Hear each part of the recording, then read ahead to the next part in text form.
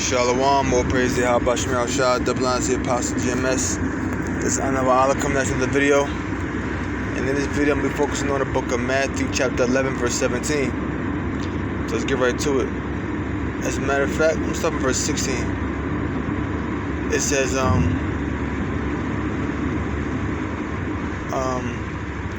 but whereunto shall I liken this generation, meaning that present generation that Yahweh Shah was amongst, which that also applies to this present generation now, 2,000 some odd years later.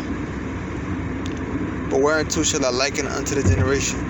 It is like unto children sitting in the markets and calling unto their fellows. So imagine children sitting in the marketplace, children sitting in the midst of the city, calling unto their fellows, calling unto their neighbors and their friends, and saying, we have piped unto you, and ye have not danced. We have mourned unto you, and ye have not lamented. So saying, we have piped unto you, and ye have not danced. In other words, they're playing you a sweet song, but you want dancing to the tune. In other words, you want attending, you want joining in.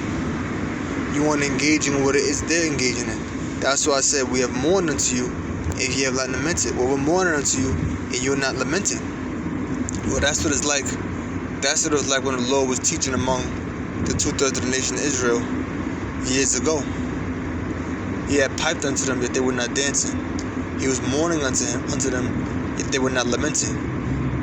In other words, they were not taking heed to the word that the Lord was speaking unto them.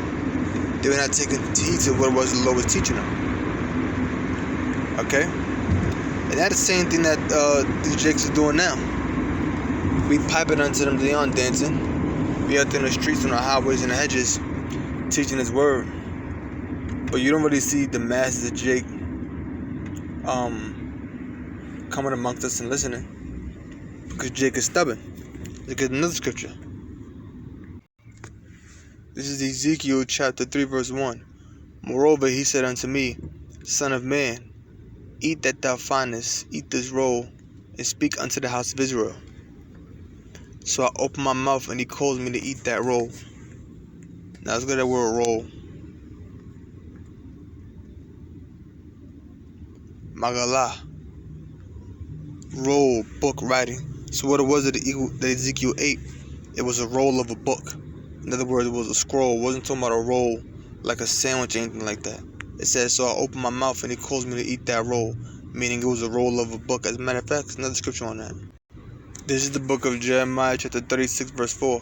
It says, then Jeremiah called Baruch, the son of Neriah, and Baruch wrote from the mouth of Jeremiah all the words of Yahweh Shemel Shah, which he had spoken unto him, upon a roll of a book. So when it says, eat this roll, it was talking about a scroll, a roll of a book. A book or something that's written upon a scroll that you roll up. So that's what it meant. So let's go back to Ezekiel. So Ezekiel 3 and 2. So I opened my mouth, and he caused me to eat that roll. And he said unto me, Son of man, cause thy belly to eat, and fill thy bowels with this roll that I give thee. Then did I eat, and it was in my mouth as honey for sweetness. So it said, he said unto me, Son of man, cause thy belly to eat, and fill thy bowels with this roll that I give thee. But it says fill the bowels, it don't mean literally your stomach, it means the depths of your soul. Like how your bowels, the depths of your stomach. When it says fill thy bowels with this roll, meaning fill the depths of your soul, your spirit with this roll, meaning take these words into you. Conduct yourself in accordance to these scriptures. Digest it, food for thought. And he said unto me, Son of man, cause thy belly to eat, and fill thy bowels with this roll that I give thee. Then did I eat, and it was in my mouth as honey for sweetness. And when he ate that roll, it was sweet unto him. It was delightful unto him. And he said unto me, Son of man, go get thee unto the house of Israel, and speak with my words unto him. Nice, unto them. Let's see, that's the key word right there. My. Speak with my words unto them. So we speaking the Lord's words unto the children of Israel. We're not speaking our own words. Sometimes you may be out there speaking, and somebody may come up and ask the question, try to debate with you, And then we don't want to hear the Bible say. I want to hear what you got to say. No. We're not telling you our words. We're speaking from the scriptures. We're not going to talk with the book talk. For thou art not sent to a people of strange speech and of an hard tongue, but to the house of Israel. So he said, you're not sent to people with strange speech. You're going to the house of Israel. Okay? You're not going to no other nations. Not to many people of a strange speech and of an hard language, whose words thou canst not understand. Surely had I sent thee to them, they would have hearkened unto thee. So he's saying, if you went to the other nations, they would have hearkened unto you. You even got these other nations now calling themselves Israelites. You got something called British Israelism. You got these so-called white people from Europe going around saying, oh, the Dutch is this, and the Germans is that, and the French are this, and the Austrians are that. Going around claiming that the Israelites do something called British Israelism.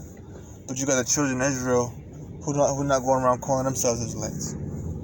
Every other nation on the planet trying to identify themselves. You got them so-called Jews in Ethiopia, them Ethiopian Jews calling themselves Israelites. But the children of Israel don't want to go and call themselves Israelites. Okay? But the house of Israel will not hearken unto thee, for they will not hearken unto me. For all the house of Israel are impudent and hard-hearted. And that's how the children of Israel are. They're impudent and they're hard-hearted. They don't want to take into account the words that's written. You got guys there, if they call themselves prophets or call themselves reading the scriptures going one ear right the other. They don't even do what the scriptures say do. You know? They might go and do a show, but anybody can open up pull out their phone or go on a computer and do a lesson. Anybody can break down the scripture, but everybody can't practice that scripture. That's when it comes to that's when the signs are actually shown whether you're a man of the Lord or not. If you actually practicing what's written. Because if not, what makes you anything different? What makes you different from the people in these churches, man? Okay. I can read a little bit more now. I'm gonna lay that right there. I'm gonna go to the next scripture. This is the book of Zechariah 7:11. But they refused to hearken and pulled away the shoulder and stopped their ears, that they should not hear. So guess what? The children of Israel refused to hear the words of the prophets. They pulled away their shoulder, like a person takes his hand and puts it on someone's shoulder, and they pull their shoulder away. That shows a sign of resistance. That shows a sign of being stubborn. Yea, they made their hearts as an adamant stone, lest they should hear the law. But they refused to hearken and pulled away the shoulder and stopped their ears, that they should not hear. They stopped their ears, meaning what? They ignored it. That they would not hear the words of the Lord. And that's what they do. They walk past. Some people even walk past and cover their ears. Video come up on the screen, they'll turn the video off. These are examples of them stopping their ears.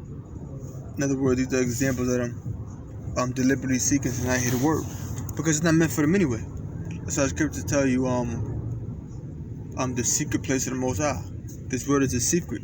We're speaking secrets, but it's only in our open, but it's only going into certain ears, because it's not meant for everybody. Verse 12.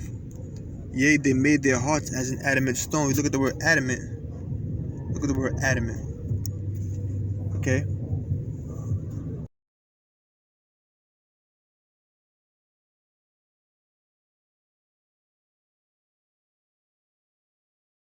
They made their hearts as an adamant stone. So their heart is like a hard stone, and they refuse to be persuaded or change their mind. Yea, they made their hearts as an adamant stone, lest they should hear the law and the word which the Lord of hosts, Yahweh Shema Shah, has sent in his spirit by the former prophets. So if their hearts weren't like an adamant stone, they would hear the law and the words that Yahweh Shema Shah of hosts have sent in his spirit by the former prophets. So guess what? We're doing what the prophets of old did. So guess what? We the same prophets coming back now. Therefore came a great wrath from the Lord of hosts. And that's why a great wrath is going to come upon them, because they're not hearkening. That's the reason why 2/3 of the nation of Israel is going to be destroyed. That's the reason why the scoffers is going to be put to death. That's the reason why spies is going to get put to death. Because if you got guys in these camps that spies out there, well, you wasting your damn time. You're stupid to infiltrate this thing here. Because it's nothing to infiltrate. We ain't going around committing no crimes. We doing what's right by the scriptures. And all you people that despise the world gonna be destroyed, as written in the book of Proverbs. So with that, I'm gonna close and say, "Oh, praise God, how about Shah? That belongs to the Apostle Jim Mess. Hope you learned something. Shalom."